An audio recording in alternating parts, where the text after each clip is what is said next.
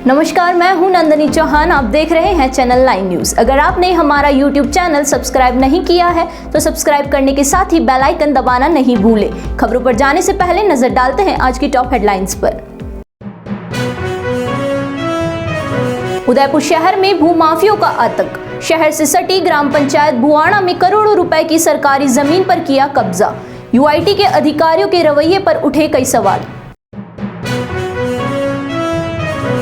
Corona के नए variant से निपटने के लिए केंद्रीय स्वास्थ्य मंत्री ने जारी की पाबंदियां, तो दूसरी ओर भाजपा ने स्थगित की जन आक्रोश यात्रा। स्थानीय स्तर पर भी कोरोना गाइडलाइन की पालना करने की सलाह। साइबर ठगी से बालक की मौत के मामले में कई संगठन आए आगे। जांच अधिकारी बदलकर आरोपी के खिलाफ कड़ी कार्यवाही की उठाई मांग। अब खबरें विस्तार से। उदयपुर शहर में यूआईटी खाली पड़ी जमीनों पर अवैध अतिक्रमण रोकने को लेकर चारदीवारी का निर्माण कर रही है, तो वहीं दूसरी ओर ग्राम पंचायत बुआणा के सामने और हाईवे के नजदीक सरकार की करोड़ों रुपए की जमीन पर भूमाफियाओं ने इस कदर अतिक्रमण कर रखा है कि वहां यूआईटी के अधिकारी जाने से भी कतरा रहे हैं। ग्राम पंचायत बुआणा में खाली पड़े यूआईटी के भूखंड पर भूमाफियाओं ने दुकान बना दी। देखने वाली बात यह है कि यहां बन रही अवैध दुकानों को लेकर यूआईटी के सभी जिम्मेदार अधिकारियों को जानकारी है, फिर भी यूआईटी के अधिकारियों ने अवैध निर्माण को लेकर अपनी आंखें बंद कर रखी है। क्षेत्रवासियों ने पूर्व में भी अवैध बन रही दुकानों को लेकर यूआईटी के जिम्मेदार अधिकारियों को शिकायत की, तो जिम्मेदार यूआईटी के अधिकारियों ने मौके पर पहुंचकर अवैध निर्माण को रुकवाया, लेकिन बाद में भूमाफिया और यूआईटी के कुछ अधिकारियों ने साठगांठ कर ली। इसकी वजह से अब वहां पर दुकानों का निर्माण अब पूर्ण हो चुका है, साथ ही अवैध दुकानों के बाहर बिजली का कनेक्शन भी हो चुका है। ऐसे में देखने वाली बात तो यह है कि जहां एक तरफ यूआईटी के अधिकारी यूआईटी के खाली पड़े भूखंडों पर चार दीवार का निर्माण करा रहे हैं, इससे भूमाफियाओं को अवैध अतिक्रमण करने से रोका जा सके, तो वहीं दूसरी ओर हाईवे से सटी सरकार की करोड़ों की जमीन पर भूमाफियाओं ने कब्जा कर अवैध दुकानों का निर्माण कर बिजली कनेक्शन करवा दिया है। अब देखना तो यह होगा कि चैनल 9 न्यूज की ओर से खबर प्रसारित होने के बाद कुंभकर्ण की नींद सो रहे सरकार के जिम्मेदार अधिकारी क्या कार्रवाई करते हैं, या फिर आने वाले समय में भूमाफिया इन दुकानों को किराया देकर किराए के रूप में मोटी रकम वसूलते हैं। प्रदेश की गहलोत सरकार के खिलाफ भाजपा की ओर से निकाली जा रही जन आक्रोश यात्रा को आगामी समय के लिए स्थगित कर दिया गया है। पार्टी के प्रदेशाध्यक्ष सतीश पूनिया ने ट्विटर पर जानकारी दी। इधर नेता प्रतिपक्ष गुलाब चंद्र कटारिया ने केंद्रीय स्वास्थ्य मंत्री की एडवाइजरी पर यात्रा को स्थगित करने की बात कही। नेता प्रतिपक्ष गुलाब चंद कटारिया ने यात्रा को स्थगित करने की घोषणा करते हुए कहा कि कोविड की वजह से जिस तरह से चीन सहित अन्य देशों में हालात पैदा हुए हैं वो भयावह है। इसके अलावा केंद्रीय स्वास्थ्य मंत्री ने कोरोना पर बैठक कर एडवाइजरी जारी की है, उसको देखते हुए ये यात्रा स्थगित की गई है। कटारिया ने यह भी कहा कि जब तक हालात सामान्य नहीं होंगे तब तक किसी प्रकार के कोई आयोजन नहीं किए जाएंगे। भारतीय जनता पार्टी की जन आक्रोश रैली में आज मैं बांसवाड़ा में घंटाली पंचायत समिति पर बागीतोरा विधानसभा में अपार जन समूह का समर्थन मिल रहा है, और जो बातें हम कर रहे हैं सारी जनता गर्दन हिला करके सहयोग कर रही है। लेकिन क्योंकि कोविड के कुछ नॉर्म्स केंद्र सरकार के स्वास्थ्य मंत्री जी ने जारी किए हैं कि कोविड का विस्फोट हमारे राजस्थान में भी और बाकी जगह भी प्रारंभ हुआ है, और उन सब का कहना है कि ऐसे समय में ऐसे बड़े कार्यक्रमों को आप स्थगित करें। हमारे प्रदेश अध्यक्ष जी के भी अभी मैंने ट्वीट देखा है, उसमें उन्होंने भी इस जन यात्रा को कल से रोकने के लिए कहा है। कोरोना के नए वेरिएंट के बाद कई देशों में एक साथ मरीजों की संख्या बढ़ने से केंद्रीय स्वास्थ्य मंत्री ने एडवाइजरी जारी कर जरूरी पाबंदियां लागू करने की बात कही। इसके बाद उदयपुर संभाग में भी कोरोना को लेकर सतर्कता बरतने के लिए चिकित्सा एवं स्वास्थ्य विभाग के जॉइंट डायरेक्टर डॉक्टर जुल्फिकार काजी ने कहा कि सभी लोग अगर पुरानी गाइडलाइन की पालना करेंगे तो इस वेरिएंट से भी ज्यादा नुकसान नहीं होगा। डॉक्टर जुल्फिकार काजी ने कहा कि प्रदेश ही नहीं बल्कि पूरे देश में अधिकांश लोगों के वैक्सीन लगने से इस वेरिएंट का ज्यादा असर नहीं दिखाई देगा। हालांकि इस महामारी से बचने के लिए सभी को कोरोना गाइडलाइन की पालना करनी होगी। उन्होंने यह भी कहा कि सभी लोग सरकार की गाइडलाइन की पालना करें, साथ ही वे लोग जो कि संभावित है वे तुरंत अपनी जांच करवाएं ताकि यह वेरिएंट फैलने से पहले ही रुक सके। सरकार पूर्व की भांति ही 4 जो उन्होंने बेसिक इस पे काबू करने के तरीके अपनाए हैं। सबसे पहले अर्ली डिटेक्शन, देन कम्स उसका आइसोलेशन मरीज का, तीसरा अर्ली टेस्टिंग और चौथा मैनेजमेंट। और टेस्टिंग के साथ साथ हमें दिशा निर्देश प्राप्त हुए हैं कि नए जो वेरिएंट मैंने जैसा आपको बताया BF7, उसकी खोज के लिए हम जो भी कोरोना पॉजिटिव पेशेंट आएगा उसकी जीनोम सीक्वेंसिंग के लिए 2 राजस्थान में बहुत ही एडवांस लैब है, एक जयपुर स्थित है, एक जोधपुर स्थित। तो वहां भेजकर मैं इसकी जीनोम सीक्वेंसिंग कराना है कि ये सामान्य प्रकृति का जो पूर्व में ही यहाँ पे प्रिविलेंट था वो वायरस है या वो वेरिएंट ने प्रवेश तो नहीं किया। तो विभाग पूर्णतः सतर्क है और हम लोग सभी संसाधनों से सुसज्जित है। जैसा आपका मूल प्रश्न था कि पर्यटन की दृष्टि से इंपॉर्टेंट है और लोगों का आवागमन ज्यादा रहता है, 31 का प्रोग्राम भी आ रहा है, तो उसको देखकर हम सजग हैं। और पूर्व की भांति एयरपोर्ट से लेके और जो भी पर्यटन स्थल है वहां पे हम लोग जो इस टाइप के संक्रमक मरीज हैं या लगता है कि अमुक आदमी को संक्रमण हो सकता है, वही स्क्रीनिंग और वही कोरोना गाइडलाइन हम पालना करेंगे। तो पूर्व की भांति आप जनता के सहयोग से हमने इस पे नियंत्रण पाया था। उदयपुर में साइबर ठगी से परेशान 14 वर्षीय बालक को अपनी जीवन लीला को समाप्त करने के मामले में गुरुवार को कई संगठनों ने जिला कलेक्टर और एसपी को ज्ञापन सौंपा और इस मामले में जांच अधिकारी बदलकर उच्च अधिकारियों से जांच करवाने की मांग की।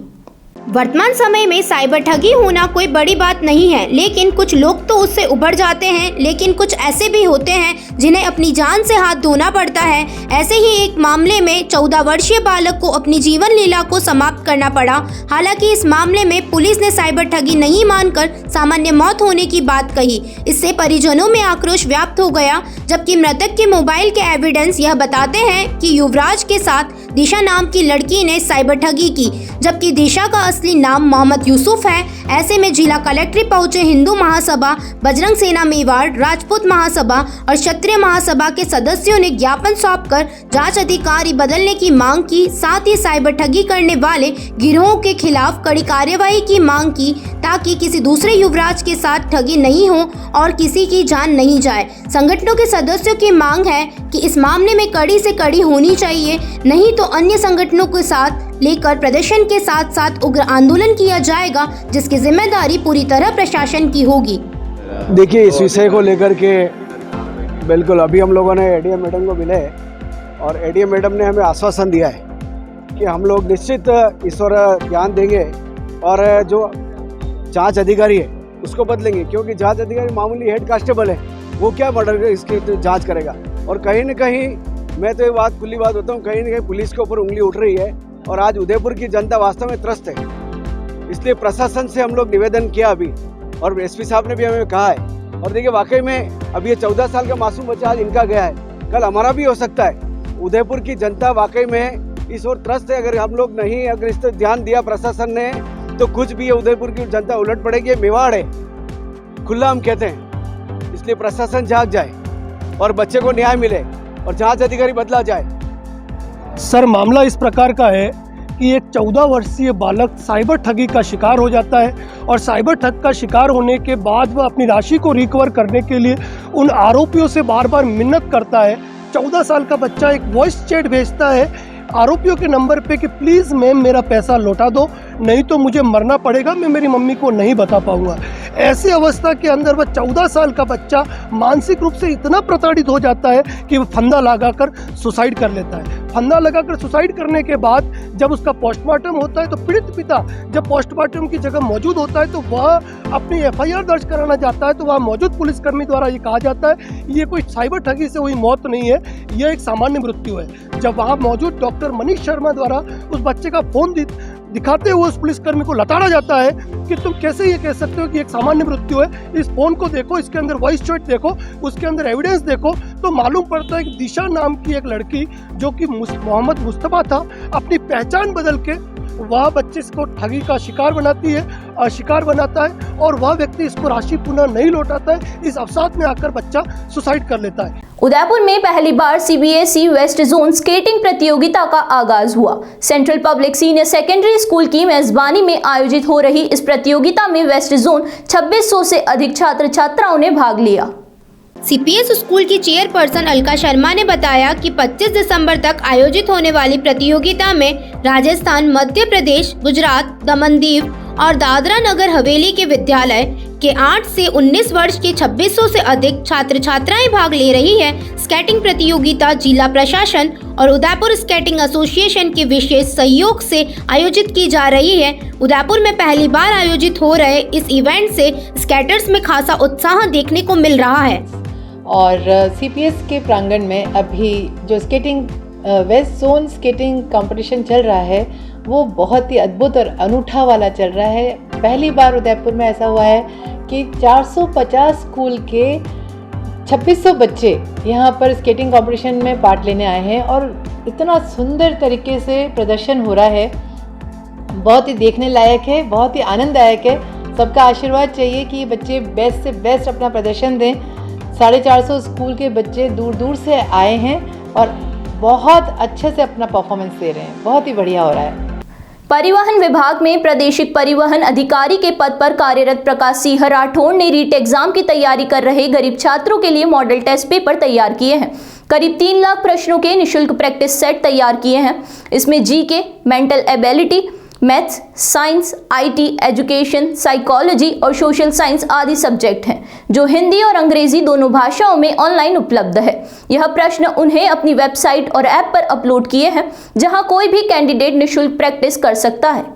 प्रकाश सिंह राठौड़ वर्तमान में पाली जिले में आरटीओ के पद पर कार्यरत है। साल 2000 में उन्होंने आरएएस परीक्षा में 27वीं रैंक हासिल की थी।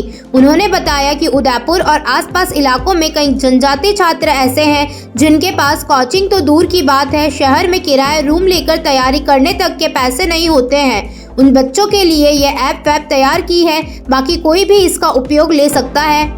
उन्होंने यह प्रश्न बैंक इस तरह से बनाए हैं कि पहले टेस्ट में सामान्य जानकारी वाले सरल प्रश्न आएंगे, फिर दूसरे टेस्ट में उससे थोड़े कठिन और अगले में और कठिन प्रश्न आएंगे। अगर इन प्रश्नों की अभ्यर्थी प्रैक्टिस करता है तो वह जरूर सफल हो सकेगा। इनके द्वारा बनाई गई ऐप और वेबसाइट को अब तक करीब 5 लाख लोग देख चुके हैं। ऐप से करीब 15,000 रजिस्टर्ड एक्टिव यूजर है। अभी तक सैकड़ों युवकों को यहाँ ऑनलाइन तैयारी से फायदा मिला है। उनका टीचर, कंप्यूटर अनुदेशक, पटवारी, ग्राम सेवक आदि भर्तियों में सिलेक्शन हुआ है। ऐसे विद्यार्थियों के लिए जो कि आर्थिक रूप से सक्षम नहीं है अथवा बड़े दूर तैयारी करने के लिए अपने शहर से दूर जा नहीं सकते हैं, उनके लिए ऑनलाइन प्रैक्टिस टेस्ट का प्लेटफॉर्म है। और इसको बनाने का उद्देश्य यह था कि मेरी तैयारी के दौरान जब मैंने प्रतियोगी परीक्षाओं की तैयारी की तो ऐसे कई लोग थे जिनको कि इसकी मदद ज़रूर पड़ती थी और आर्थिक रूप से सक्षम नहीं थे, कहीं बड़े शहरों में जाके रह नहीं सकते थे, इतना पैसा नहीं था। तो मेरा सर्विस में आने के बाद ये विचार आया कि ऐसे कोई प्लेटफॉर्म तैयार किया जाए आईटी की बेस पे जो कि ऐसे लोगों को मदद कर सके। तो 2008 से इसमें प्रयास शुरू किया। 2017 के अंदर ये ऐप बन के तैयार हुआ। wincomplete.website 2015 में तैयार हो गई थी। अब इसके अंदर 3 लाख क्वेश्चन है, इसके 15,000 रजिस्टर्ड यूजर है और लाखों लोगों ने इसको उपयोग में लिया है और इससे सफलता भी प्राप्त की है। यहाँ रुकेंगे एक छोटे से ब्रेक के लिए। ब्रेक के बाद फिर हाजिर होते हैं कुछ खबरों के साथ।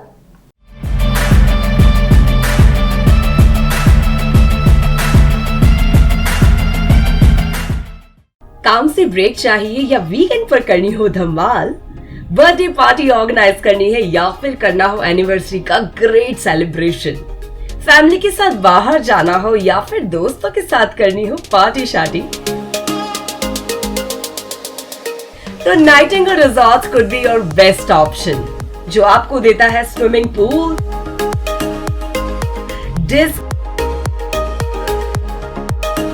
डिलीशियस खाना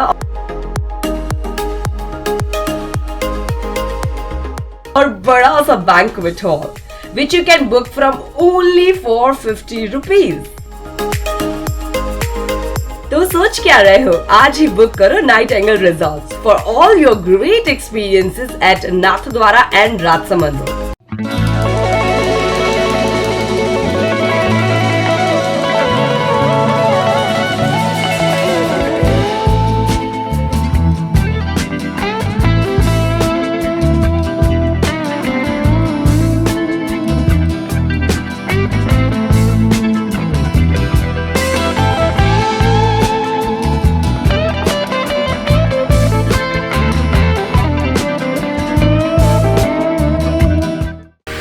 जैसे दुल्हन के रूप को निखारने के लिए श्रृंगार जरूरी होता है, वैसे ही घर की रौनक को बढ़ाने के लिए रंग जरूरी होते हैं। इसलिए एलेक्सा पेंट आपके लिए लाया है एलेक्सा एक्यूमस, Alexa Shine, Alexa Precoat, Alexa एक्सटीरा, एलेक्सा सुपरविंग, एलेक्सा बिल्ड प्लास्ट।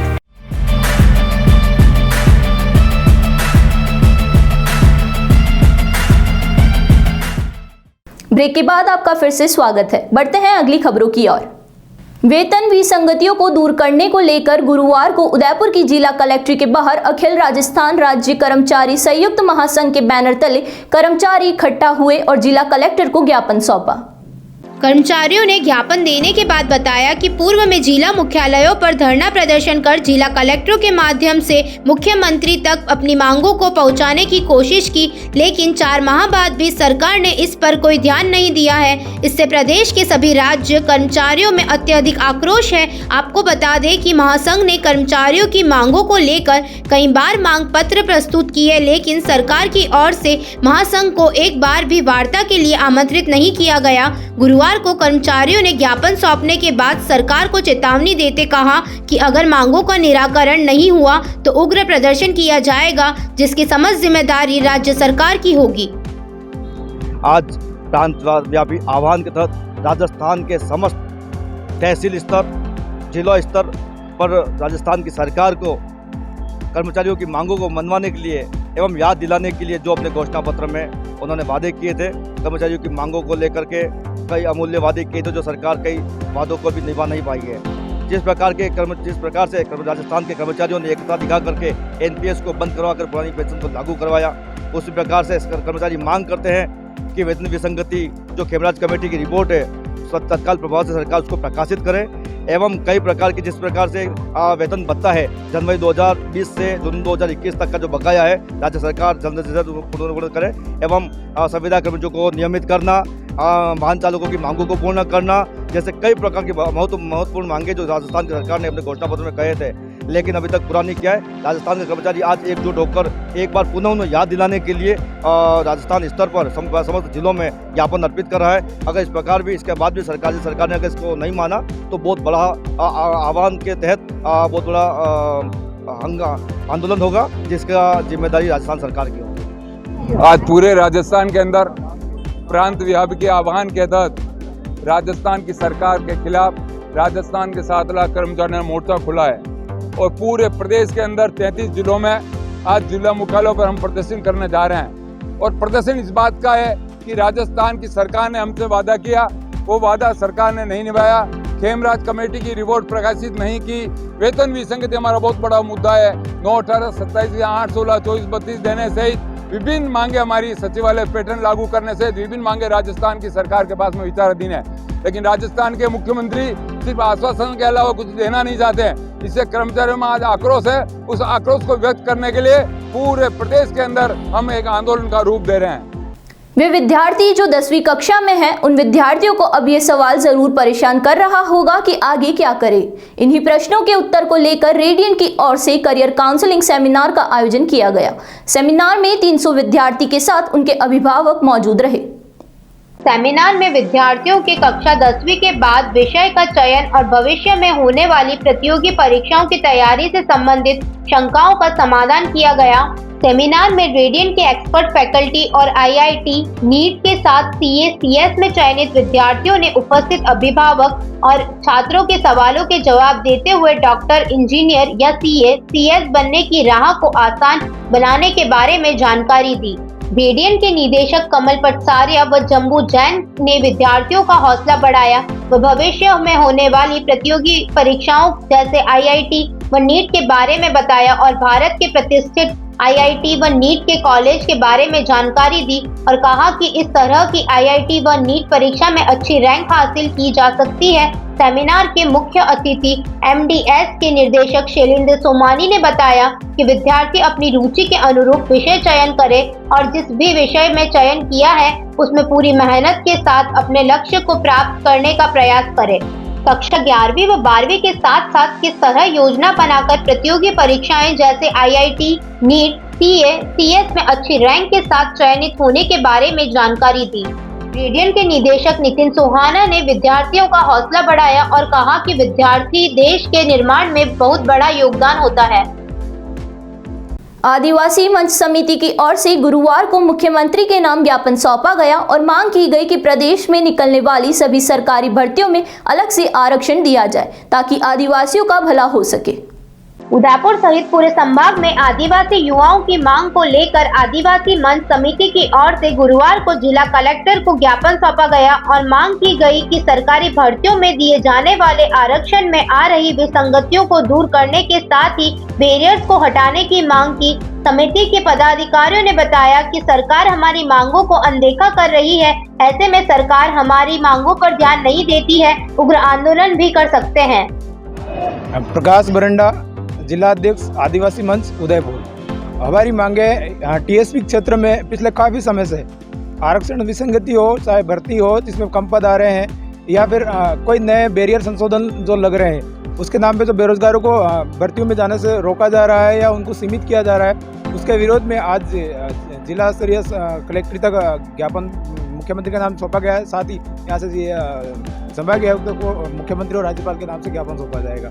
हमारी मांग है कि 10 दिवसीय अल्टीमेटम के तौर पे हम लोगों ने ज्ञापन दिया है। यदि इन 10 दिवसीय समय अवधि के दौरान अगर ज्ञापन नहीं जाता, हमारा कोई सकारात्मक पहल नहीं होती है, तो हम पुनः आंदोलन संभागीय आयुक्त कार्यालय पर करेंगे। मेवाड़ डांगी पटेल समाज की छठी क्रिकेट खेलकूद प्रतियोगिता का शुभारंभ नाहर मंगरा नांदवेल गांव में हुआ। क्रिकेट प्रतियोगिता का उद्घाटन पूर्व विधायक पुष्कर डांगी ने बॉलिंग कर किया। इस दौरान मावली के पूर्व विधायक डालीचंद डांगी और वल्लभनगर विधायक प्रत्याशी उदयलाल डांगी, कालूलाल डांगी सहित कई जनप्रतिनिधि और खेल के संघ के पदाधिकारी मौजूद रहे। मेवाड़ डांगी पटेल समाज द्वारा आयोजित इस प्रतियोगिता में समाज की 64 गांवों की टीमें भाग ले रही है। पूर्व विधायक पुष्कर डांगी ने कहा कि खेल को खेल की भावना के साथ खेलते हुए समाज के खिलाड़ियों में छिपे हुनर को सामने लाना है, साथ ही एक मिलन समारोह भी है, इससे खिलाड़ियों का आपस में मिलना हो सके। इस मौके पर उन्होंने कहा कि शिक्षा व्यवसाय के साथ साथ अब राजनीति में भी एकजुट होकर परिचय देना होगा, इससे समाज राजनीति की ओर भी अग्रसर होगा। उद्घाटन के दौरान पूर्व विधायक पुष्कर डांगी ने बॉलिंग की तो वल्लभनगर विधानसभा प्रत्याशी उदयलाल डांगी ने बल्ला घुमाकर गेंद को मारा। उद्घाटन मैच कानपुर और लखावली के बीच हुआ, जिसमें कानपुर विजेता रही। इस दौरान नांदवेल सरपंच पिंटू डांगी, पूर्व सरपंच सीताराम डांगी, पुष्कर डांगी सहित ग्रामवासी मौजूद रहे। डांगी पटेल समाज द्वारा छठा ये खेलकूद प्रतियोगिता का जो आज शुभारम्भ हुआ है, बड़ी खुशी है और मैं सभी मेरे साथियों को बहुत बहुत शुभकामनाएं देता हूँ। एक समाज की एकता और अखंडता की जो पहचान होती है वो ऐसे खेलकूद माध्यम से या सामाजिक फंक्शन या ऐसे बड़े प्रोग्राम आयोजित होते हैं, उससे समाज में एक आपसी भाईचारा, एक प्रेम व्यवहार की जो भावना पैदा होती है, समाज के ऐसे प्रोग्रामों से भावना निहार के आती है। और समाज को आगे बढ़ाने के लिए, समाज को अग्रणी पंक्ति में बैठने के लिए ऐसे कल्चर प्रोग्राम होने बहुत ही ज़रूरी है। मैं जो समस्त आयोजन करता हूँ वो समाज के सभी मेरे भाइयों को बहुत बहुत शुभकामनाएं धन्यवाद देता हूँ। ऐसे प्रोग्राम हमेशा आयोजित हो और सभी लोग इसमें सहयोग करें। बाल तस्करी सहित बच्चों के साथ होने वाली घटनाओं को होने से पहले कैसे रोके, इस पर गुरुवार को यूनिसेफ, उदयपुर जिला प्रशासन, बाल संरक्षण और गायत्री सेवा संस्थान के साझे में संभागीय स्तर कार्यशाला आयोजित की गई। इसमें विभिन्न मुद्दों पर चर्चा की गई। कार्यशाला में सभी संस्थाओं के लोगों ने इस बात पर जोर दिया कि बच्चों के साथ होने वाली घटनाओं को कैसे रोकें। अब तक घटनाओं के घटित होने के बाद बच्चों के व्यवहार में बदलाव लाने और बाल तस्करी की सूचना पर उन्हें रेस्क्यू कर सेंटर भेजकर सामान्य जीवन जीने के लिए प्रेरित करने का कार्य होता आया है। लेकिन अब पंचायत और वार्ड स्तर पर इस तरह की घटनाओं को रोकने के लिए कार्य करने की जरूरत है। बाल आयोग के पूर्व सदस्य डॉक्टर शैलेंद्र पांड्या ने बताया कि पंचायत और वार्ड स्तर पर बाल संरक्षण की सामग्री पहुंचाकर जागरूक करने की जरूरत है। आज राज्य स्तरीय कार्यशाला का आयोजन संभाग मुख्यालय उदयपुर में किया जा रहा है, जिसको जिला प्रशासन, यूनिसेफ और गायत्री सेवा संस्थान के जॉइंट कोलैबोरेशन में कर रहे हैं। आज इस कार्यशाला का उद्देश्य ये है कि आज हम लोग बाल श्रम की बात कर रहे हैं, तस्करी की बात कर रहे हैं, बच्चों के साथ यौन हिंसा की बात कर रहे हैं, लेकिन ये सब वो बातें हैं जब कोई घटना घटित होने के बाद आती है। आज जो चर्चा हो रही है इस कार्यशाला में वो है प्रिवेंटिंग अप्रोच की, कि ये सब घटनाएं नहीं घटित हों उसके लिए पंचायत स्तर, वार्ड स्तर तक जाके क्या काम होना चाहिए। जो गवर्नमेंट की पॉलिसीज में तो है, लेकिन कई बार वो कागजों तक सीमित है, जमीन तक नहीं उतर पाता। आज दिन भर यहाँ चिंतन होगा, टेक्निकल सत्र चलेंगे और चर्चा इस विषय पर होगी कि बाल मित्र पंचायत जो समेकित बाल संरक्षण योजना अंतर्गत 2012 से होना चाहिए था, वो भी तक कितना हो पाया और आगे अब तीव्र गति से कैसे हो, उसका प्लान ऑफ एक्शन बना के हमारे माननीय जिला कलेक्टर महोदय के माध्यम से इसको हम चीफ सेक्रेटरी महोदया को प्रेषित करेंगे। उदयपुर शहर के सिटी स्टेशन के बाहर बुधवार देर रात एक कार के पलटने से कार पूरी तरह से क्षतिग्रस्त हो गई। इस हादसे के बाद मंदिर के पास बनी दीवार पूरी तरह से टूट गई। आपको बता दें कि खतरनाक मोड़ होने से यहां पर आए दिन हादसे होते रहते हैं। दिसंबर माह में यह तीसरा हादसा है। सिटी स्टेशन से बाहर निकलने वाले गेट के सामने हुए सड़क हादसे में कार पलट गई। इस हादसे के बाद वहां से गुजरने वाले लोगों ने रुक रुक कर हादसे के बारे में जानकारी ली। साथ ही यह हादसा चर्चा का विषय बन गया। यहाँ पर खतरनाक मोड़ होने की वजह से देर रात चलने वाली गाड़ियों की गति अधिक होती है।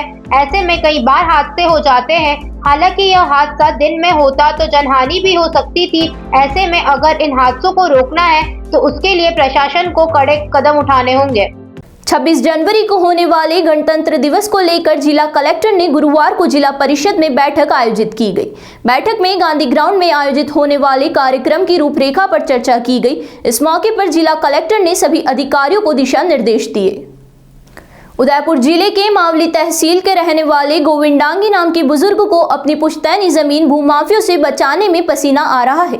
बुजुर्ग ऑफिसों के कई चक्कर काट कर थक गया तो गुरुवार को वह जिला कलेक्टर कार्यालय पहुंचा। यहां पर ज्ञापन देने के साथ ही न्याय की गुहार लगाई। गोविंदांगी ने बताया कि भूमाफियाओं मेरी जमीन के फर्जी दस्तावेज तैयार कर कब्जा करने की कोशिश कर रहे हैं। मेरी पुश्तैनी जमीन को भूमाफियाओं के चुंगल से बचाने के लिए मावली तहसील सहित डबोक थाने के कई चक्कर लगाए, लेकिन किसी ने कोई कार्यवाही नहीं की। इसके चलते भूमाफियाओं के हौसले लगातार बुलंद होते जा रहे हैं और पुश्तैनी जमीन को खाली कराने के लिए लगातार दबाव बनाया जा रहा है। बुजुर्ग ने बताया कि भूमाफिया हीरालाल, रामलाल, बैणीराम, उदयलाल, नारायण लाल द्वारा जमीन पर अवैध कब्जा जमाने की कोशिश की जा रही है। परेशान पीड़ित ने जिला कलेक्टर के समक्ष उपस्थित होकर न्याय की गुहार लगाई। मैं भूमाफियों से 25 साल से परेशान हूँ। भूमाफिया मेरी ज़मीन को हड़पने के लिए अवैध दस्तावेज बना के हमारी पूरी परिवार को वहाँ पे मौके के से हटाना चाहते हैं। मैंने पूरी प्रशासन से लेकर सरकार तक मैंने दर दर गुहार लगाई, मेरी आज दिन तक कोई सुनवाई नहीं हुई। इसलिए मैं आज कलेक्ट्री में आया हूँ, मेरी कोई सुनवाई हो। कौन है भूमाफिया? भूमाफिया हीरालाल, उदयलाल, रामलाल, वेणीराम, नारायण लाल, इन दोनों ने अवैध दस्तावेज बनाए। कौन है ये डांगी है, डबोक साइड के भूमाफिया और प्रॉपर्टी डीलर है।